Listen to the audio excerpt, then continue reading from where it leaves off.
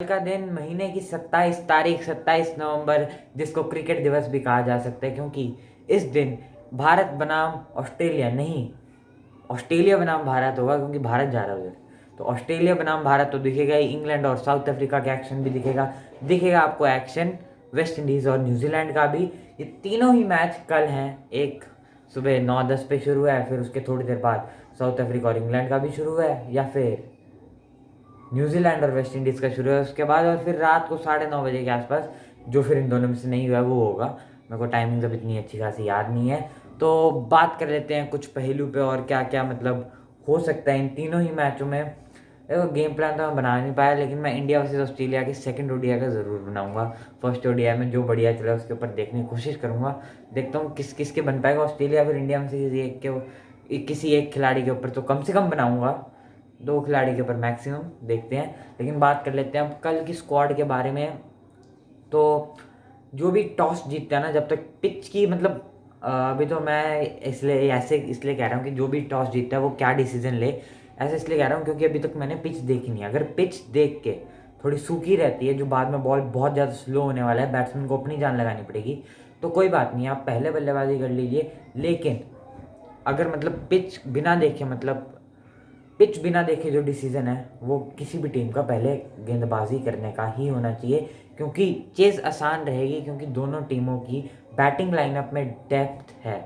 India की bowling lineup में भी डेप्थ है, क्योंकि इंडिया की तो पूरी टीम ही डेप्थ है, मतलब पूरी टीम ही डेप्थ है।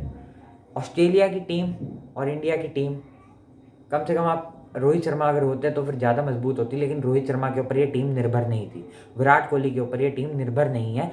इस टीम से एक खिलाड़ी निकालोगे ये टीम खत्म नहीं हो जाएगी, ये बहुत बढ़िया टीम है। रोहित शर्मा होता है तो टीम ज़्यादा बढ़िया होती, लेकिन नहीं है तो भी कोई मतलब इतनी ख़राब बात नहीं है टीम इंडिया के लिए। तो दोनों ही जो है team top class batting order है, रोहित शर्मा के होने ना होने के भी बावजूद टॉप क्लास बैटिंग है।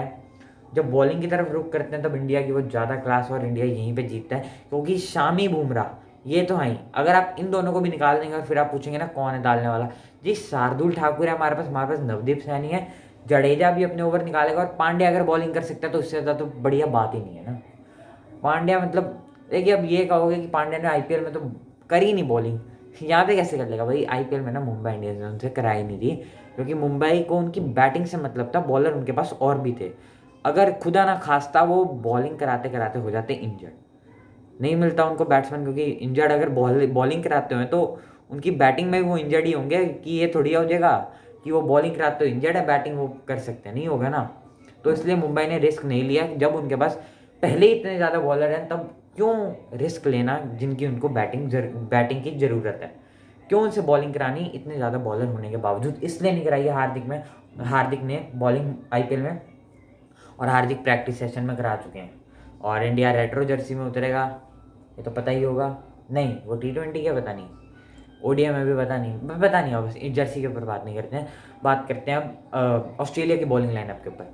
वो पूरा डिपेंड करता है स्टार्क और पैट कमिंस पे, और पैट कमिंस ज़्यादा मतलब है नहीं, मतलब कंसिस्टेंट रह सकते हैं पैट कमिंस, लेकिन उनसे ज़्यादा तकलीफ नहीं होनी चाहिए, क्योंकि 140 की स्पीड उनकी रेगुलर नहीं है। 135 140 वो डालते हैं शुरू में, ज़्यादा शुरू की गेंद के साथ घातक हो सकते हैं। आईपीएल में भी हमने देख ही चुके हैं, शुरू में जब उन्होंने करा था और जॉनी बेस्टो को एक तरफा कर दिया था, एक तरफा रह गए थे जॉनी बेस्टो, जिनका वो होता है कि खेलने का वो जो क्या कहते हैं सिस्टम कह लो भाई आप, जो खेलने का सिस्टम होता है वो होता है एक बॉल मारेंगे, दूसरी बॉल देखेंगे कैसे गई, फिर तीसरी बॉल मारने के लिए रेडी होंगे दूसरी बॉल देख के। पहली बॉल पे मार नहीं होता है। पैट कमिंस ने खामोश कर दिया था, एक ही मकसद रख दिया था जॉनी वेस्टो का कि तो डिफेंड कर। तो पैट कमिंस को आप शुरू में अगर अच्छा खेल लेंगे तो भाई लास्ट बॉल पे तो बुमराह भी चक्का मार देता है पैट कमिंस को, क्या बात कर दी। देखा नहीं वो मैच मोहाली वाला, बुमराह ने चक्का मारता पैट कमिंस को, भूल गए। तो मतलब पैट कमिंस को अगर आप नई गेंद से संभाल लेते हैं तो आप पैट कमिंस भी पूरे ही ना गिनिए, आप आधे बॉलर गिनिए, आधे world class bowler. Mitchell Starc को आप पूरा गिन लीजिए, स्टार्क में कोई खामी नहीं, अगर वो लाइन लेंथ मेंटेन कर ले।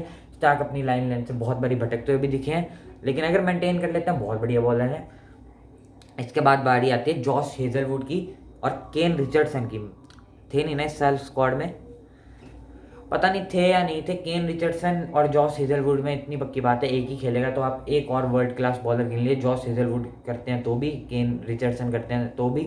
वैसे एक पूरा वर्ल्ड क्लास ना गिनिएगा, क्योंकि जॉस हेजलवुड को मानता हूँ एक बारी एक्स्ट्रा ऑर्डिनरी आंकड़े थे जब चेन्नई की तरफ से गेंदबाजी करा रहे थे आईपीएल में, लेकिन फिर भी जॉस हेजलवुड को खेलना इतनी ज़्यादा कठिनाई वाली बात नहीं है, इतनी ज़्यादा कठिनाई नहीं होगी। एक ऑर्डिनरी बॉलर नहीं है तो एक्स्ट्रा ऑर्डिनरी जॉस हेजलवुड, लेकिन लेजेंडरी बॉलर नहीं है, मिचेल स्टार्क नहीं है जॉस हेजलवुड। आपको जिससे खतरा है वो मिचेल स्टार्क है, और अगर आप उसको मार सकते हो तो आप ये समझ लो ऑस्ट्रेलिया ख़त्म है आपके सामने, ठीक है। तो यही है बॉलिंग लाइनअप इनकी। और एक इनके पास ग्रीन नाम का एक बॉलर है, उसको कभी देखा नहीं है, पहले तुमने देखा इंटरनेशनल में, शायद फर्स्ट अपीयरेंस होगी, मेरे को तो नहीं पता है। ग्रीन नाम का बॉलर है, स्क्वाड चेक कर लेना। एक बॉलर है इनके पास डेनियल सैम्स, जिसको हमने पहले ही देख लिया आईपीएल में कितना पिटा है, वो दिल्ली की तरफ से गेंदबाजी करी थी सैम्स ने। तो बॉलिंग वीक है। एडम जैम्प है जो कभी बढ़िया करता है कभी नहीं करता बढ़िया, तो उसको आप एवरेज बॉलर गिन सकते हैं। तो ऑब्वियसली इंडिया की बॉलिंग ज़्यादा मजबूत है, अगर हार्दिक डालते हैं तो ज़्यादा ही मजबूत है। प्रेडिक्शन मैं बताता हूँ क्या है। प्रेडिक्शन देखो, ऑस्ट्रेलिया भी कमज़ोर नहीं है, प्रेडिक्शन होनी चाहिए 50-50, लेकिन 50-50 कोई प्रेडिक्शन नहीं होती। प्रेडिक्शन होती है किसी एक टीम के फेवर में बतानी। तो 51-49 का भी कोई मतलब नहीं है, क्योंकि 50-50 के आसपास है। थोड़ा रेशो ज़्यादा बढ़ाता हूँ मैं, 65 और 35 रेशो के साथ इंडिया ये मैच जीतने वाली है। और अगर हार्दिक बॉलिंग डालते हैं तो इसको 75-25 कर दो, क्योंकि इंडिया के पास एक बॉलिंग ऑप्शन और आ जाएगी, 6 बॉलिंग ऑप्शन के साथ इंडिया उतर सकता है। और मेरे को लगता भी है हार्दिक डालेंगे, मुझे लगता भी है ये। हाँ बस, तो बस यही होगा। जो भी टीम, पिच के ऊपर नहीं जा रहा हूँ मैं, कैसे पिच बिहेव करेगी, अगर ज़रूर पहले बैटिंग करके फ़ायदा आता है तो करिएगा, वरना अगर पिच से आपको कोई मदद नहीं है ना, पहले गेंदबाजी करिएगा। मानता हूँ ड्यू नहीं आने वाली, फिर भी गेंदबाजी करिएगा, चेस करना ईजी होगा। बैटिंग करते हुए धूप का सामना करना पड़ सकता है, फिर भी चेस करना ईजी होगा। यार, चेस करना ईजी होगा, मान लो चेस करना ईजी होगा। बैटिंग करते हुए धूप का सामना करना पड़ सकता है और ड्यू नहीं होगी। हो सकता है टीम बल्लेबाजी करने के लिए जाएं, लेकिन मेरा मानना है कि चेस करना ईजी होगा। जो भी टीम जीते वो पहले गेंदबाजी करे, ये पिच को बिना देखे प्रेडिक्शन है मेरी। अब न्यूजीलैंड वर्सेस वेस्ट इंडीज़, देखिए न्यूजीलैंड जीतने वाला मैच, इसमें कोई दो राय नहीं है, या फिर है यार, कुछ भी हो सकता है। वैसे वेस्ट इंडीज़ की टीम ना वैसे अनप्रिडिक्टेबल है। न्यूजीलैंड फेवरेट्स माना जाएगा फिर भी, और इसका रेशो बताता हूँ, 60-40 न्यूजीलैंड जीतने वाला है। अब ज़्यादा टाइम नहीं है तो इंडिया ऑस्ट्रेलिया पे ही ज़्यादा बात कर ली, न्यूजीलैंड और वेस्ट इंडीज़ छोड़ो ऐसे। और फिर एक है इंग्लैंड और साउथ अफ्रीका। यहाँ पे भी देखो, होम साइड का मेरे को पता नहीं है, इंग्लैंड है साउथ अफ्रीका पता नहीं है मेरे को, लेकिन बिना होम साइड के मैं बताता हूँ, बिना होम साइड को पर रख दो। ये चांसेस जो है ना, क्विंटन डिकॉक बहुत फॉर्म में है, आईपीएल में भी रहे हैं।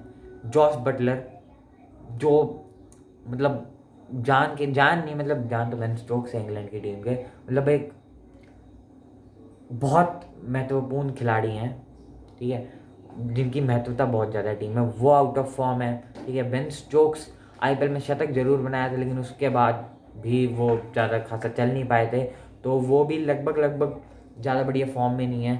और मतलब रबाडा भी फॉर्म में है, नगीडी भी फॉर्म में है, तो मतलब फॉर्म को देखते टीम देखो, अगर मैं टीम देखूँ ना, नाम पढ़ूँ बेन स्टोक्स, जॉस बटलर, तो टीम देख के मैं ऑब्वियसली इंग्लैंड को फेवरेट मानूंगा, लेकिन फॉर्म के बेसिस पे ये मैच साउथ अफ्रीका जीतने वाली है बस। और second ODI India versus Australia के लिए मैं बनाऊंगा एक गेम प्लान, और मुझे लगता है ना मयंक अग्रवाल को ओपन करवाएंगे ये शिखर धवन के साथ। देखिए शिखर, मैं खिलाफ नहीं हूँ जिसको भी कराए, लेकिन मयंक को जरूर कराएं, क्योंकि शिखर और राहुल को कराएंगे, दोनों की शैली एक ही है। आप रिप्लेसमेंट किसकी ढूंढ रहे हैं? आप ढूंढ रहे हैं रोहित शर्मा की, रोहित शर्मा आपके पास नहीं है, तो रोहित शर्मा की शैली है तेज खेलना, शिखर को आराम से खिलवाना, टिकना, शिखर को टिकवाना, जबकि वो टिकते भी नहीं है, टिकना रोहित शर्मा को ही पड़ता है अंत में। शुरू भी रोहित शर्मा ज़्यादा तेज़ नहीं करते हैं, शुरू में थोड़ा संभाल के और फिर बाद में मारते हैं, लेकिन फिर भी शुरू में शिखर से ज़्यादा तेज़ होते हैं। अगर आप राहुल को ले लेंगे तो दोनों की शैली एक है, शिखर और राहुल की, वो संभाल के खेलते हैं। और जो सेल्फलेस खिलाड़ी है ना, जिसको अपने लिए टीम को कुर्बान कर देता है, वो इन दोनों में से कोई नहीं है। वो ये लंबी इनिंग्स खेलना जानते हैं, ये इनिंग्स को बढ़ाएंगे, स्टेबल करेंगे टीम को। नींद इन दोनों को आप नहीं दे सकते रखने के लिए। अगर कोई एक अग्रेसिव नहीं खेलता तो उसके लिए आपके पास एक अग्रेसिव ऑप्शन है, मयंक अग्रवाल। तो मयंक और शिखर की जोड़ी से मेरे को कुछ भी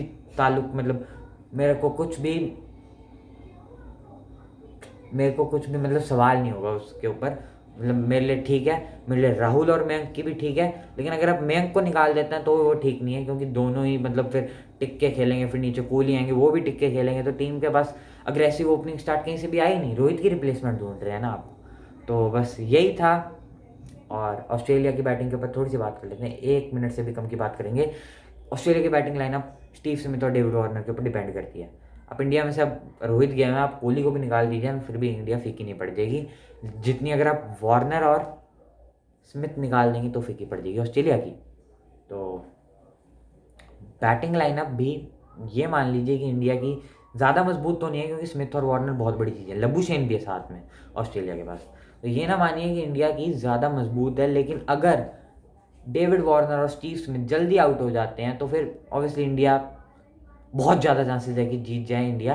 और रोहित शर्मा तो पहले ही नहीं है सीरीज़ में, तो रोहित शर्मा तो वैसे 0 पे आउट हो चुके हैं, और विराट कोहली भी अगर 0 पे ही आउट हो जाते हैं तो भी ऐसी, मतलब रोहित शर्मा 0 पे आउट नहीं हो, लेकिन कहने के लिए बोल दिया, उप व्यंग मान लीजिए।